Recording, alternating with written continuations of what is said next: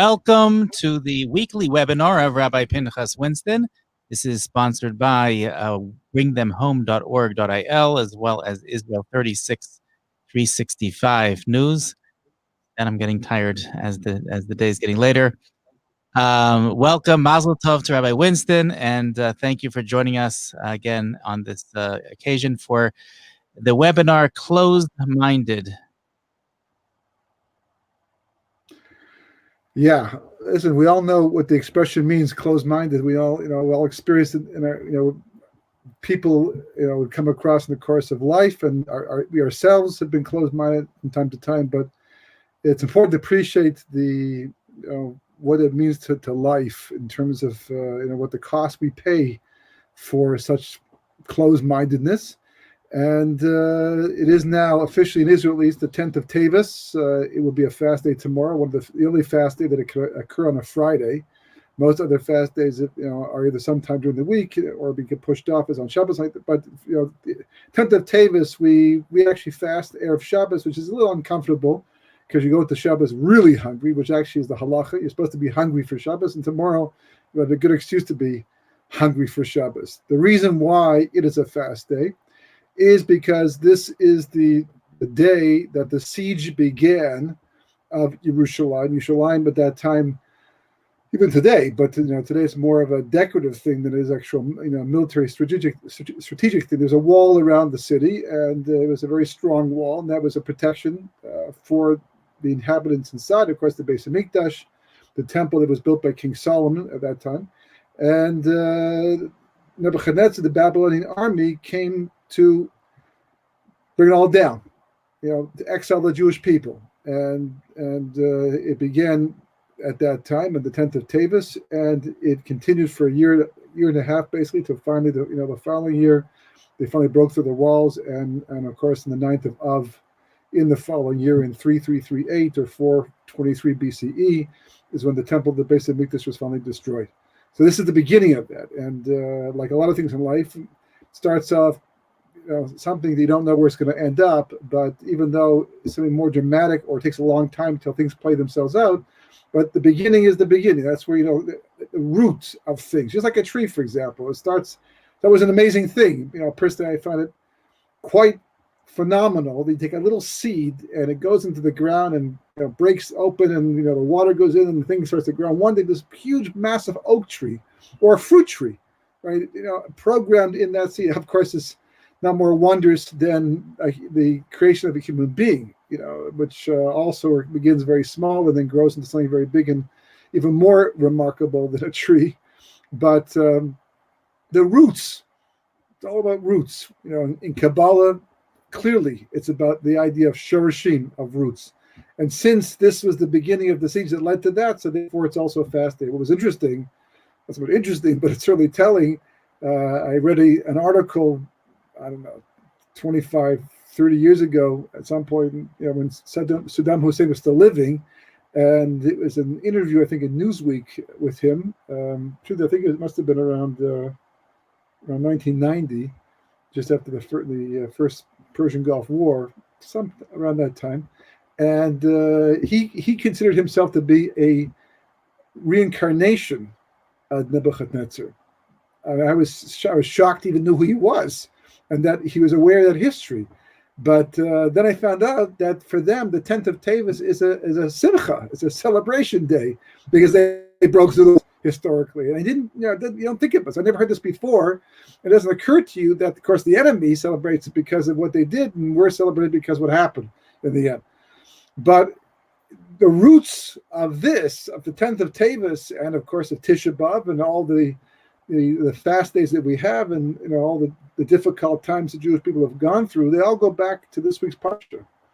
Believe it or not, we don't think about those terms because it has a happy ending, right? Finally, Yosef reveals himself. Ani Yosef, he says. The brothers are prepared to fight. What happened? Let's just recall that Yosef is sold down into Egypt in slavery, and he's bought by Potiphar. and he becomes the master of Potiphar's house because he's so reliable.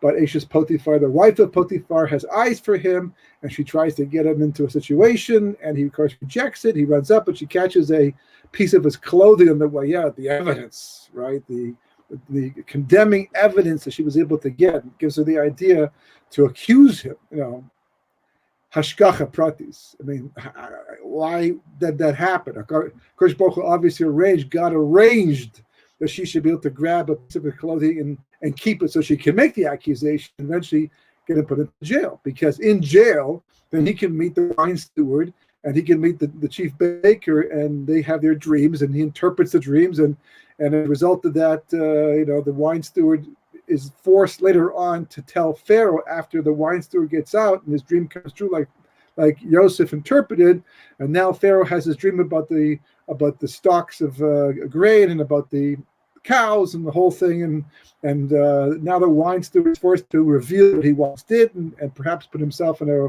real jam again. But he talks about this Nar, this Ish Ivri, who was able to interpret dreams correctly, and Pharaoh takes him out of jail and cleans them all up and puts him to the test and tells him his dream. And Yosef properly or meaningfully, because it's hard to properly, but meaningfully interprets the dreams of Pharaoh. Pharaoh's impressed and makes him second in command over Egypt, Mishnah Malach, the viceroy of Egypt. In the meantime, the famine that Yosef predicted begins, and now Yaakov back home in Eretz Canaan with his family, they're running out of food. Somehow he hears through prophecy, whatever, that there's food in Egypt. He sends his sons down to Egypt to get food, and Yosef sees them and recognizes them and remembers his dream. He forgot about his dream because it didn't seem to have to do with anything at that point in time until his brothers came there and bowed down, just like in his dream. And he's, this is my dream coming true, finally. And he realizes that he's got to change his brothers because they made a nasty mistake by selling him to slavery, even though he admits and he proclaims that this all happened because of God. God arranged the entire thing from start to finish. But nonetheless, the perpetrators are the perpetrators. If someone steps on my toe and hurts me by doing that or gives me a fender bender, that's divine providence. He can't do that if God doesn't want me to get that car, a dent in the car, or to have my toe stepped on. It's got to be, from Shemaim. It's got to be from heaven. That's what the Gemara says in Chulin. It says that no one stubs their finger unless it's decreed in heaven. So anything that happens to us, but you were the one who stepped on my toe, and it's also divine providence. And from your perspective, that's a mistake. You have to apologize. Sorry. And be more careful. And maybe I even have a mitzvah to give you some criticism and say, look, you should really watch where you're going. And not step on people's toes. Even though between me and God, I say, okay, God, what was the point of having this person step on my toe? What was the point of having this dent in my car? What did I do wrong? Or what am I supposed to learn from this thing? But in terms of you, the person who does the damage, that's between you and God, and between you and me, there might be even some money to pay. Might go to base in the court, depends on the situation.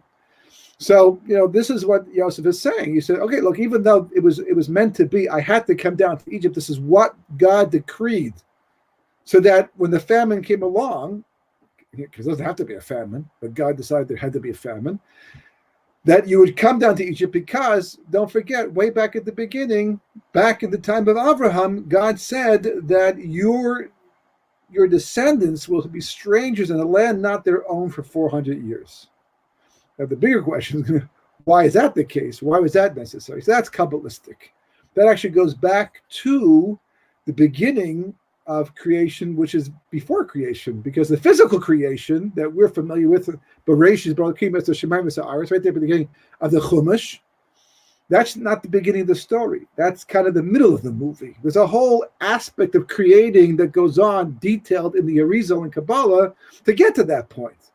And there are things happening pre-creation that have to be rectified through the course of history. And that has to do with the whole thing with the bris ben Besarim, the pact of the halves that Abraham makes, and God foretells about there's going to be oppression and God will judge the nation. It's all for the sake of tikkun and perfecting the world and perfecting ourselves so that we can finally eventually go to the world to come. All right, it's a class unto itself. It's an important point, but not the issue right now. So those are all, but this is the story. However we got here and why we got here and why God decreed it, we can't lose sight of that because all from God. That's what Yosef says. Nevertheless, the brothers were the ones that God used to sell Yosef into slavery. And even though he had to go down to fulfill this prophecy and everything has to happen as it did, just like God planned it, nevertheless, they were the ones who made it happen, and they have to somehow rectify themselves. So Yosef is giving all kinds of hints, right? When they finally go back, the first time they come down and Yosef accuses them of being spies, and they go back home. But before they go back home, they claim to be just a bunch of brothers. And they have a younger brother back in Eretz Canaan, Binyamin, who Yaakov would not send down because he was the only one surviving of Rachel now that Yosef was gone. So Yosef, of course, is like, he's feeding them the whole thing, and he's like, weaving his plan, and he says to them, because he knows how it's all going to play out in the end, and he says to his brothers, who they think is the viceroy, he's the viceroy, they tell him, listen, you want me to believe you? You want me to believe your story? First of all, I'm taking one of your brothers and putting him in jail. That's Shimon, okay? But if you want to come back again and get food once again, which you'll have to do, according to my prophecy, then you will have to bring back your youngest brother, Binyamin. Ouch. Like, ouch. How are we going to get our father to release him? Okay, but yeah, you got to do it. And don't come back. You don't have him? Don't come back. So they go back up with the food, and they tell Yaakov the whole story, the money, the bags, and the whole thing, all the balagan, and they're really like, it's like painful, this whole thing that they're going through. It's like, when everything just goes wrong, just this goes wrong, and then that goes wrong, and that leads to another wrong thing, and then, it just gets worse and worse and worse and worse and worse. And that's what's happening for them. And they really feel like God's putting them through the ringer, and finally they run out of food or come close to it, and Yaakov says, okay, time to go back and get some more food from Egypt. And Judah says, no way. He already told us, he testified before us and said to us very strongly that if you don't bring back that Binyamin brother of yours, don't come back at all. So Yaakov says, why did you have to tell them you had a younger brother? So Yehuda says, what are you talking about? Do you understand what's going on here? He was able to tell us the very wood that was used to make our cribs. That's how much of a neocromancer that he was. He was able to know these things. He would have known anyhow, perhaps he already did, that we had a younger brother. Okay, well, that's a good question or at least a good question. If he know that, then wouldn't he already know that your story is true? You're not spies, and so why he's accusing you over here? That's a question to consider, to think about. Doesn't seem to cross their mind. It's not brought up in the Torah. They just seem to go with the flow over here. So finally, Yaakov is forced to comply, and he says to them, okay, if you're going to go back down, here's how you're going to do it. And of course, they go back there with Binyamin, and the whole story starts to unfold in last week's parsha, and they put the cup in Binyamin's sack, and they accuse him, and they arrest him. And now Yehuda, at the beginning of this week's parsha, is in a quandary. He's a difficult situation. And he says to Yosef, the viceroy, listen, buddy, we ain't going home without him. Either we die trying or we fight to the finish, but we cannot go home before our father.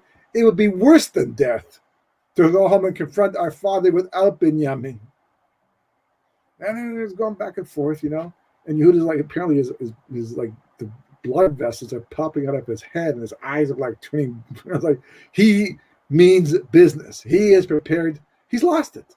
I mean, as much as we lost it, but he's the Shvati. But whatever he is, how it is and what it means, and on their level, But the bottom line is, he's prepared to fight and die in the process. At that point in time, Yosef, said, time. It's time. I'm Yosef. Is my father still alive? And of course, the brothers fall backwards in shock. Absolutely. The hill. They can't even say anything.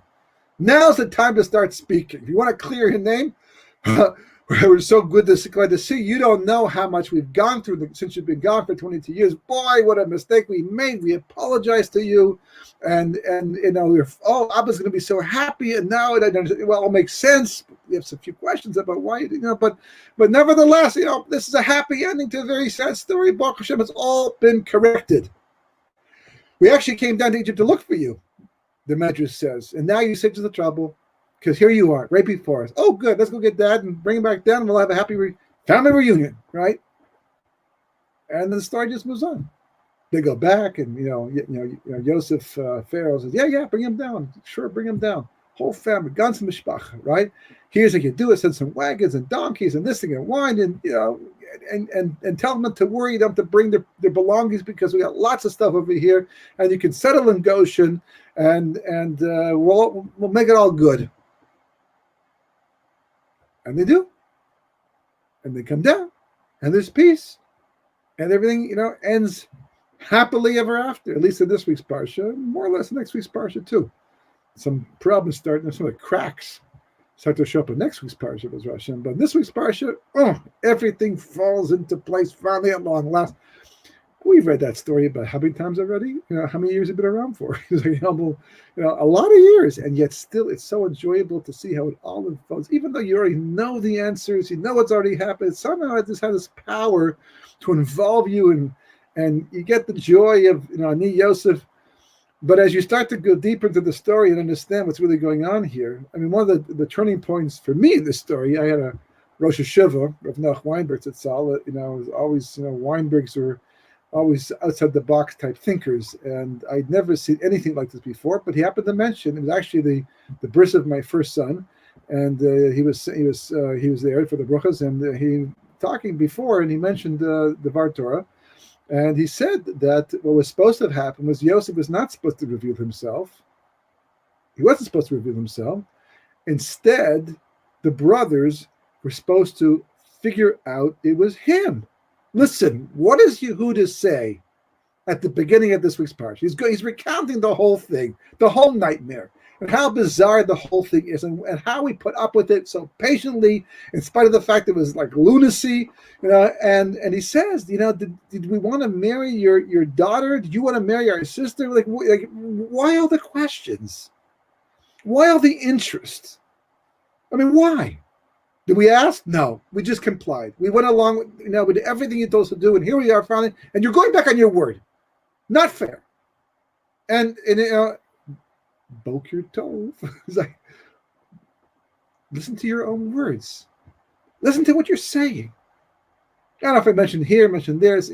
Mentioned a few places this week already, but the word Meraglim has a lot of meaning. I mean, it has its own meaning. You're spies. It was a valid accusation as a viceroy of Egypt in terms of strangers coming down. I'm sure lots of people were accused as spies and executed as such. But here it has extra meaning. I mean, the Rizal talks about how Yosef is alluding to the fact that they will come back later on as, they will come into the people who will be the spies in Moshe Rabbeinu's time, which is an unmitigated disaster that begins really the exile of the Jewish people for thousands of years. But even that's rooted here. The very fact that Yosef is Meraglim, spies, and then it's tied to the spies there. So you think it begins there? No, it begins here. With Tisha B'Av, the roots of Tisha B'Av were the spies. Because the spies came back and complained on the 9th of Av. So God says, you're going to cry for no reason? Because you don't want to go to the land? Right? A bunch of sissies? Over here, it's like, I'll give you a reason to cry. From this point onward, boom. Now, the truth is, Kabbalistically, the 9th of Av was a dangerous day to begin with, going back to pre-creation. But here, kind of like because of the spies. So the spies are the root of the destruction of the first temple, the second temple, the exile from Spain, whatever else has gone wrong on the 9th of Av, and among other things, other days of the year as well, the 9th of Tav, the 10th of Tavis, right?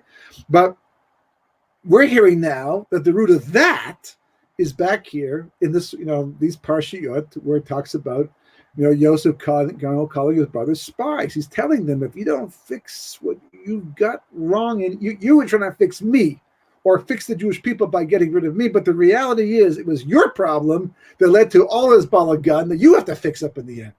That's all Yosef's concerned with. He's not taking revenge. Yosef is a tzaddik. Tzaddikim, they don't take revenge. It's not their thing. They may feel like it. They may wonder about it, but it's not their. They're real. Like we know that God and Yosef are like this. You know, the entire time the word of God is on Yosef's lips. He's always talking God. Always seeing God. That's Yosef. That's Yaakov, and then Yosef. That was Avram and Yitzchak. That's the way Yosef lived. You cannot be that real with the reality of God and then take revenge against somebody, even if it's justified from a person, our perspective. But nonetheless, it's not the way God works. It's a mitzvah. There is a mitzvah not to take revenge certainly against a fellow Jew. You got a din, you got a complaint, go to court, ask a rav. But just to take revenge, certainly not Yosef Tzaddik, especially with what he believes and what he saw. So he's just trying to rectify them. And what's he rectifying? What is the source of the problem? So it says right there in the parsha, right? It says that Yosef recognized them. First it says he recognized his dreams, and it says first he recognized his brothers, because that triggered his recognition, his memory of the dreams. And it says again he recognized them, but they didn't recognize him twice. So why mention it twice? There's only a few psukim later. We know that. It's not like anything changed. So the Orach Chaim HaKadosh points out that the Torah is telling you, alluding to the fact that the first time they didn't recognize him because of the fact when he left he was only 17 years of age, and now he had a beard and probably makeup and a whole, these weird head hats, whatever they wore in those days, or maybe not because it wasn't Pharaoh, but he looked different.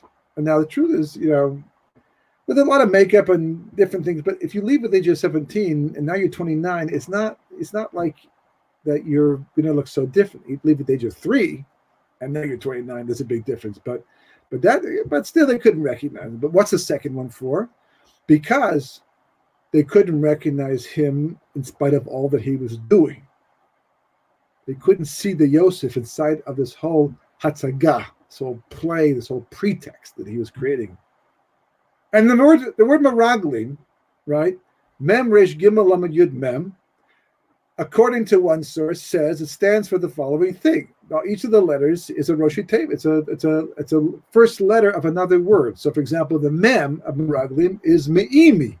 The resh Rachel, because my mother was Rachel. Yosef is saying, right? Genavtem. In this case, genavtem means you kidnapped me. It's a stealing, but it's a kidnapping that the Torah speaks about the 10 Commandments.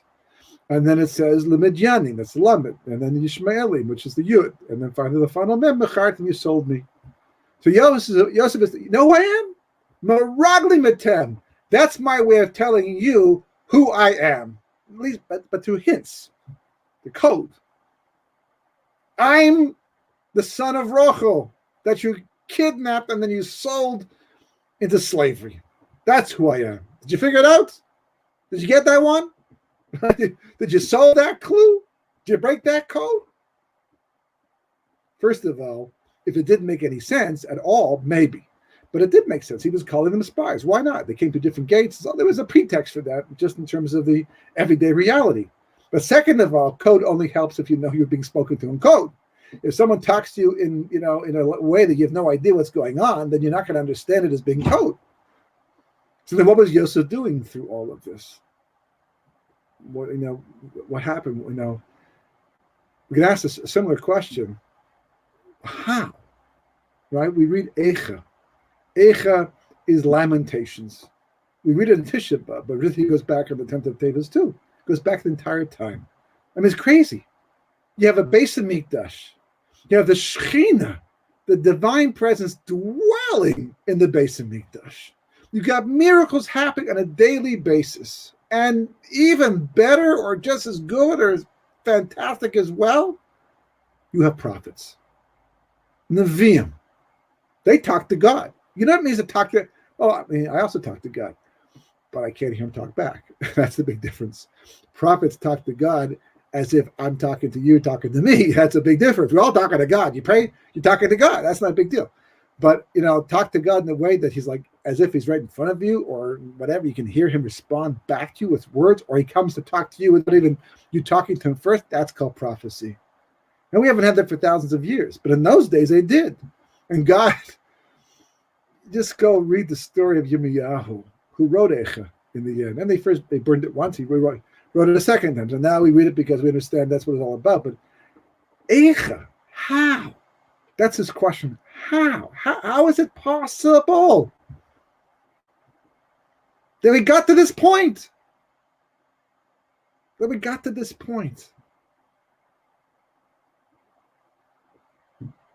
What do you mean? Well, the second temple, in the time of Hanukkah, it's a building. We didn't have the miracles. We didn't have the Aron HaKodesh. Didn't have the Prochas. Didn't have most of the things that reminded us of that divine presence. We didn't have the menorah. We had to build our own menorah in the end, right? But we didn't have these things. It was Herod completed the building. A terrible anti-Semite who destroyed who knows how many sages before he was finally convinced to build the base of Mikdash or to finish it off, because they began before he came around. It's not the same thing. But in those days, they had Nevi'im, people who came on behalf of God to say, listen, folks, we're not doing the right thing. We're not on the same page as God. And if we don't get our act together soon, God has told me to tell you that we're doomed. And yet, we just kept going the wrong direction. We'll fix it up. We'll atone for it. We got the sacrifices to make it all good. And there's Nebuchadnezzar with his mighty army the entire time he was coming. You can still do tshuva. Until the Gezer is complete, the decree, you can fix things up, and they still didn't fix things up. There were so many warning signs, and yet we didn't fix things up. So Yirmiyahu says, how? How does it happen? Do we get to this point? How do you sell your brother to slavery? How can you be so wrong? That's what Yossi, their brother, they shock. They can't speak. They can't even clear their name. They can't find the words to say to Yosef at that time, whatever they need to say to protect themselves from revenge and whatever he might possibly do to them. They just like literally living dead zombies, almost in a sense, because they were so wrong. So wrong. Human psychology, it's a very tricky thing. Even the people who treat people have their own issues, have their own problems. You can know all the terminology. The Gemara says, in fact, I even just saw it today. The Gemara says that a person cannot free themselves from their own prison. What does that mean? It means that, I can give you advice to help you, but will I take my own advice? Not necessarily. And when the advice is, well, isn't that what you told me to do in a situation? No, it's different by me. By you, that was important. But it looks like the same. No. Someone was just talking to me today about an argument they got with somebody, a former rabbi, who said that you have to be absolutely nuts to believe in Torah from Sinai, and that God runs the world, and that and that there's a thing called divine providence, and science is where it's at, and that's the real reality. And they had an argument. And this is, are you crazy? You nuts? How's it possible? And the most amazing thing is if you strip away all the discussion, all the statements, because people prepare their statements, they get things to say, they you learn from experience, but you strip it all away, and what's left underneath all of it is an emotional reaction to change. Right? I just look up online about the psychology of people who don't want to wear masks in public, and even if you don't believe that the thing's real, but nonetheless, it might be. Who has done the research? Who knows for sure? You read one story, another story. So what do you do? Err to the side of caution. What if it is a real thing? What if it is serious? What if it is dangerous? What if you might have it? What if? Do you know for sure? No. So then why are you not complying? So this article said that there are people who just cannot accept negative change.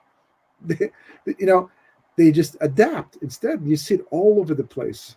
I've made this point before, and it's worth repeating. The greatest asset of the Jewish people is their ability to adapt to situations. And that's why we're still here. The most negative aspect of the Jewish people is their ability to adapt, which is why we suffer so much. After 116 years, God finally hears the crying out of the Jewish people. Why? Because Pharaoh at that time has some type of a disease that God gave to him and puts into his head that he has to use Jewish blood to bathe in that to be cured. That's what he's under the impression that's what works. So he's taking Jewish, no, that much we can't handle. So now they're screaming out because he can't adapt to that. But until then, it could always be worse. But it's so bad. No, listen, it could be worse, right? Instead, this could happen. Yeah, you're right. But nonetheless, isn't this bad enough? Yeah, so we adapt. We didn't cry out. So God says, oh, these people, what does it take to get them to say, please free me from this slavery, free me from the suffering? What does it take? Took that. Took the Nebuchadnezzar to break through the walls. Took Yosef to have to go through the entire time. Yosef is leaving clues, little breadcrumbs along the way to help them find their way back home. And they can't do it until they literally undermine the possibility of redemption there and then on that spot, because they cannot see Yosef. So rather than say, wait a second, hold on, what? Okay, enough is enough. This is what Yehuda should have said. This is how the movie should have ended, right? Wait a second. Okay, this has been insane. You knew the wood that our beds were made from. Then the money's back in our bags, and this thing, and Menashe says, no, your God did it. In Egypt, who says your God did this? Put the money back in for your benefit. Who does it? Who says that? It's crazy. And who says I fear God, so therefore I'm only taking one? Who says that? Not an Egyptian. That's for sure not, right? And this and this and this and this thing. And then you sit down with your resident. This is like a crazy, crazy, crazy situation. What are the possibilities? It's like a situation that's really absurd. You start off with the most obvious solutions, but you keep eliminating to get to one, and the final solution can be very absurd too. You can only get to it though by going through the ones that make sense, and then you dispense with those until eventually you're only left with one really weird possibility, but that's the one that's left. You can't believe it's the one, but it turns out that it is. But what's the absurdity? Because I can't comprehend the possibility. I know everything. My perspective is all encompassing. No, just I'm not used to it. It's outside my box. So you have to expand your box. You can't be afraid of that. You can't be so vulnerable and so weak and so flimsy that you hear something that kind of goes against the way you comfortably live life and not be able to adapt to it, to take it in, to change your way of thinking just because you're uncomfortable. Well, what's more important, to be comfortable or to live according to the truth? Well, unfortunately, that's a question that today is like literally, the Gemara predicts that before Mashiach comes, truth will be missing. And I thought to myself, well, truth's always missing. That people tell the truth and people lie. Everyone lies at some point in time for some reason, good reason, bad reason. But truth, it's not. There's no clear truth that people live by today. It's a faith. We haven't spoken to God for thousands of years, but we know it's the ultimate truth, and we want to be connected to it, so we live by it, right? But what does it mean missing? Until the last 4 or 5 whatever years, I never could imagine a world in which the truth could be so far gone that people literally live the lie like it's the truth. Missing meaning that a person can lie, but he knows the truth, even though he's a pathological liar. But somehow, on some level, the truth exists, and he knows why, because he spends a lot of time avoiding it and going around it, and he may fool himself and thinking, but today it's not even like that. It's just there's no object, like this person was trying to tell him, my friend, saying there's no objective truth. It's just an opinion, right? The Torah teaches you about life. And it's meaningful because it teaches you the proper character traits. But let me ask you a question. If God's not involved, then who says you can say this is what you're supposed to do? Because the moment you take the objective reality out of life, you are left only with opinion. Human opinion. And human opinion is way too biased and too subjective to be considered the ultimate truth.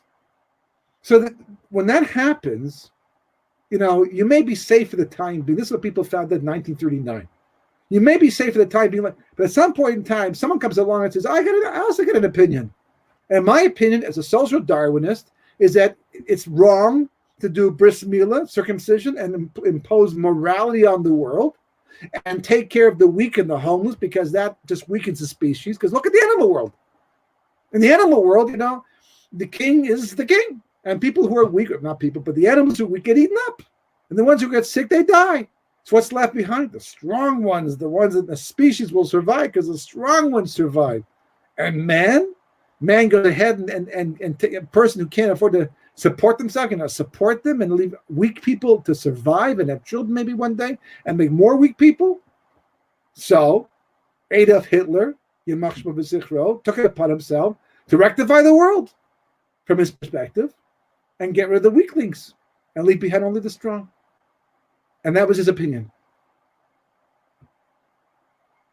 Was he wrong? You can't say he's wrong if you don't believe in God. You just can't. If there's no objective truth, there's no objective right or wrong. There's only opinion. That's what there is. Only opinion. And your opinion is that what he did was nasty. And his opinion is that what you're doing is nasty. So you go to war against each other, and whoever wins. But don't tell me that the other side's wrong. Wrong for me. I don't like it. But the moment you take God out of the picture, that's all you can have is opinion, and the world is going to go down. Like it's happening. And it has happened so many times. And would have happened a long time ago had there not been corrective devices like World War I and World War II. Because that's what put things back on track and made things more conservative again in the end. So in a sense, the brothers are the same thing as well. The Medrash says that when the brothers sold Yosef in Shechem, they imposed an oath on God. They told God, listen, you can't tell our father. He's a prophet. You talk to him. We know that. You can't tell our father what we've done over here. You know why? Because, Avraham wanted to keep Yishmael, and that was a mistake. And God had to say, no, send him away. And Yitzchak wanted to give the brachas to Esav, and he was clearly not the guy for the job, right? So Yaakov is showing favoritism to Yosef. It's like a family trait, this idea of showing love and attention and giving power to the wrong people. So we have taken it upon ourselves to do the objective truth, right, by getting rid of Yosef. And you can't go ahead and tell Yaakov because he won't be able to deal with the proper way. So God says, okay, that's what you want? Fine, go ahead. I'm not going to make you do the wrong thing, God says, but if you want me to open the door for you, politeness there hurts, here's the door. I'll just open you, so walk right through it, and let's see what that gets you in the end. Halavai, they hadn't imposed the oath. Halavai, that Yaakov had known. Halavai, all unfolded differently. Fix it up earlier. No. Down the road, everything goes the way it goes right now. Because their minds were closed off. They really believed that they were right. They really believed that their way was the only way. They couldn't entertain the possibility that maybe Yaakov knew something they didn't. Right? When Yosef has his dreams, it says the brothers became jealous of him. They hated him, and they became jealous of him. But Yaakov, Shamar Isadavar, he held on to it. He was critical. What are you talking about this? How your brothers for? You know what this is going to do, how this is going to affect the relationship, what they're going to do to you probably because of it. So what are you doing antagonizing? But the dream, Shamar Isadavar, it's going to come true one day, I'm sure. And I'll wait to find out when. Maybe Yaakov knows something that they don't know. Maybe Yosef understands something they don't know. Maybe there's more to the picture. You ask a person. A person denies the reality of God. It always amazes me. They're so strong. Can't be. There's no way. How can you believe in religion today? Well, let me ask you a question. Have you gone through Chumash from side to side? Yes, I have. Really? And with Rashi? Well, Rashi's another person. But did you read Rashi? When you read Greek mythology, you read everybody and anybody who has what to say about it. You don't care whether an authority, the more of an authority, the more you listen. But if there might be an insight there, it might be something I don't know that might expand my horizons and give me a better idea. You want to invest money? That's always a good one. You want to invest money in a company? Then what do? Just put the money in. No. You look up online, you call up some people, you get an agent, you do some research. It depends upon how much money you're putting in. If you're putting in a lot of money, you go through all the information backwards and forwards and up and down like that. And yet, how many people have turned their backs on God without ever looking at the information that opens their mind to his existence? The Torah is from Sinai. There's a reason why people become Bali Tshuva. They return to Torah in the end. There's a reason for that. It's not just they get drugged or manipulated. No, they're thinking people who came in kicking and screaming and fighting and believing the very same thing that this person wanted to believe. This is what his father taught him. Well, his father was a reform rabbi. So what is that supposed to mean? What he did? Tell me he went through all of the Talmud and all of the commentaries, and he learned Kabbalah. He went backwards and forwards, up the whole thing, and then he saw fit to reject God. That's already a scary thing we have to talk about. But that's never the case. Never the case. Even when you had someone like Elisha ben Nebuya, who's called Acher, the quintessential heretic in Jewish history, who was a huge Talmud Chacham, he didn't stop believing in God for a second. He didn't stop believing Torah for a second. He stopped living by the Torah because he made a catastrophic mistake in his thinking and Shemaim cut him off. But it's like, well, therefore there's no God. No, he still believed in God and he still taught Torah. Meir still learned from him in the end. Because you can't. Once you know that much, there's no way. The only way you can reject truth is if your mind is closed off to it. And just so many people close their mind to truth as a defense mechanism. And they think they're safe. I've kept it out. But think about it for a second. Especially if you believe in God. Truth is truth. If it doesn't catch up to you today, it will catch up to you tomorrow. If not tomorrow, the next. At some point in time, you will have to face that truth in some form or another. That's what these parshas tell you. For 22 years, they were able to avoid confronting that truth. It was hanging around, But they didn't have to confront it. It was more comfortable not to.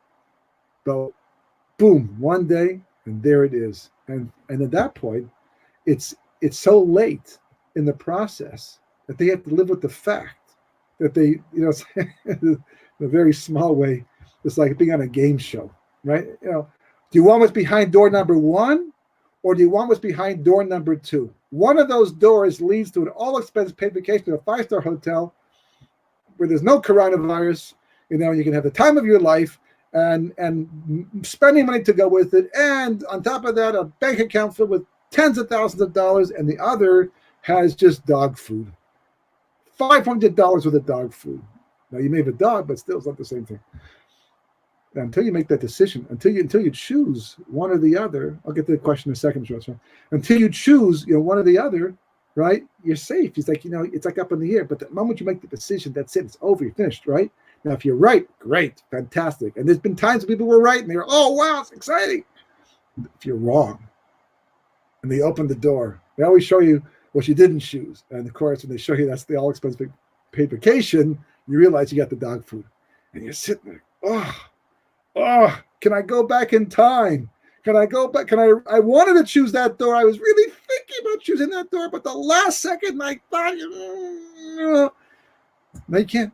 No, it's over, gone. The guy goes to sit back down at the crowd, so disappointed, and Cameron moves away. But when that guy goes home, and for who knows how long, how many years, he'll be telling the story about what he could have had and didn't have in the end. And the brothers, the moment that Yosef says, Ani Yosef, the words have to come out of his mouth, and they says the words. The brothers all of a sudden realize at that moment in time, not just that they made a mistake, but that they lost the chance for redemption. And not just that they lost the chance for redemption, because if you lose the chance for redemption, then you also invite exile. If you invite exile, all that's gone wrong since then is exactly that. So let's deal with some questions over here. And regarding corona and vaccines, etc. Yeah, so Yehudis is trying to get on and ask questions. I'm not sure, she's having some trouble, but the question she's asking, what? I saw a question flash across there. Right, so she says, question for the Rav. You said the moment you take objectivity and God out of the picture, you are left with opinion only. Right. Can he extrapolate what is going on with the confusion and heated opinions about corona and vaccines? Just a little bit. This is, part of the problem is, with this whole situation, I think for everybody, is that there's just no real objective clarity in the situation. On one hand, you've got people, proponents are, taking it as serious as possible and pushing the vaccines and etc. And then the bedikas, the checks and all. And then you have a whole other crowd on the other side that say, including lots of doctors and people in the business, who are saying no, it's not what they say it is, and the vaccine is so experimental, and it's true. It's a very unclear situation. But if you go to the root of all of it, and I think this is really part of the problem that people have. I mean, once upon a time, I'll speak for myself personally, maybe 30 years ago, 40 years ago, maybe even less, I really believed that the people in office, the government, was out for my own good. They really were interested in my welfare.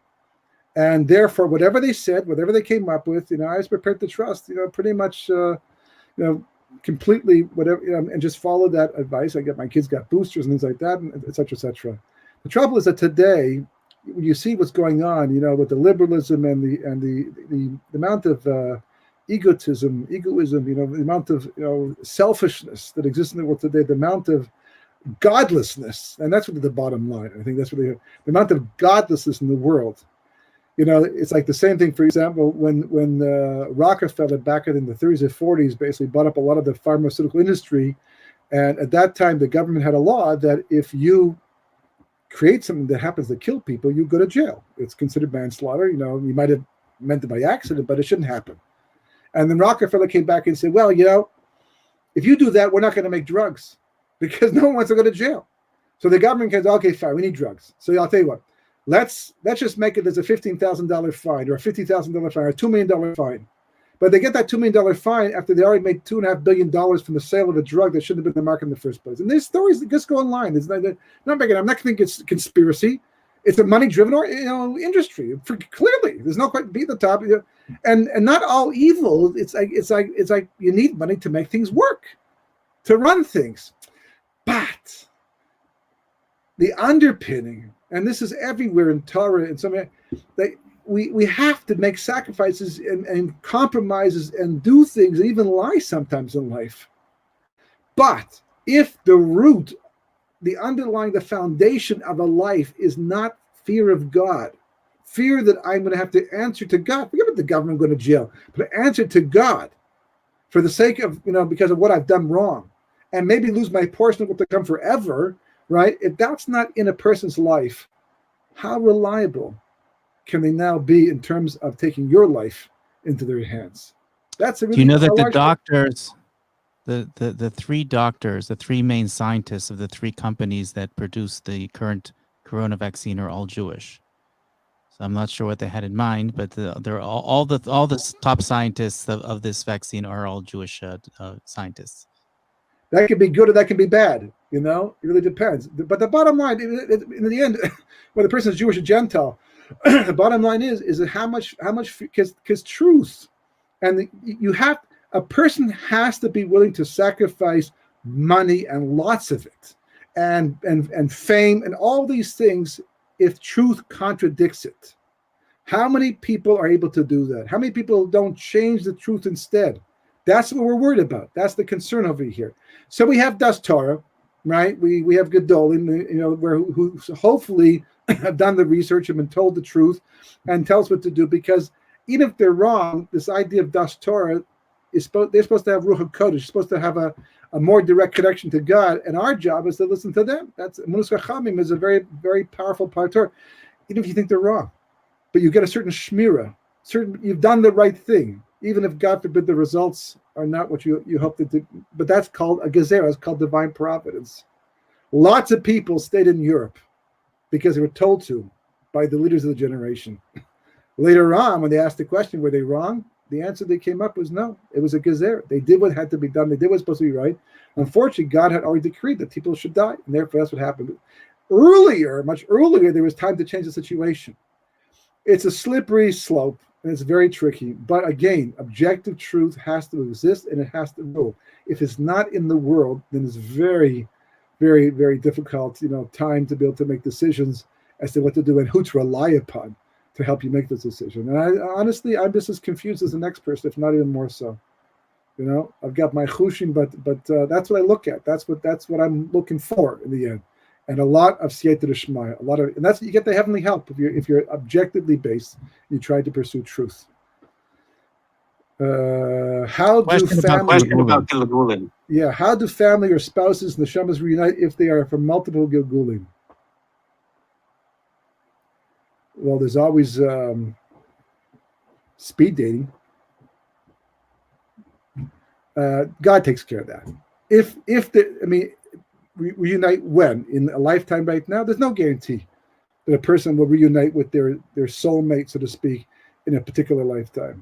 In Shar HaGilgulim, right, the Rizal's working, he talks about that very particular point.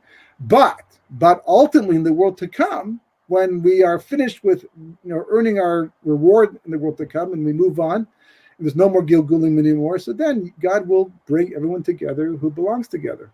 But it's a God thing. It's not a thing that we can control, except by having merit. So it doesn't hurt for someone who wants to get married to pray a lot and do a lot of mitzvahs and try to merit their zivug, their soulmate, because it gets harder and harder with each passing reincarnation. A lot of people ask the question about how is it going to work as far as spouses reuniting. I'm not sure if that's what he was referring to. So there, it's a little bit of a loaded question. It's almost a class worth, it's worth a class unto its own. But in short, the way that it's described in Shar HaGilgulim is that your soul, every time it comes back in the body, does a certain amount of rectification. So that body is relevant to that part of the soul. So in Techis Mesim, in the beginning at least, if not towards the end also, but you come all the different bodies you occupied. Now the amount of soul, let's say I rectified 65% of my soul in one body, so that 65% will come back in that body. And it's a good chance that the woman I was married to in that body at that time will also come back and that'll be my wife. But you can have like multiple, your soul will be divided amongst all the different bodies you had to occupy while in this world, into Techis Mesim. But as you go towards the world to come, then all your souls begin to reunite. You start moving towards becoming one soul again, and we actually also have to reunite in Adam Arishon, just like we were in the beginning. In which case, once we do that, everybody becomes who they are in totality, and you are matched up with your soulmate in totality forever from that point onward. And for more information, you can visit the rabbi's website at 36.org. We can actually throw up a picture of that, and highly recommended to go to his website. It has all of his books shown over there, as well as his webinars and his classes that he's giving. And you can have his books, his projects, his webinars are all on that page.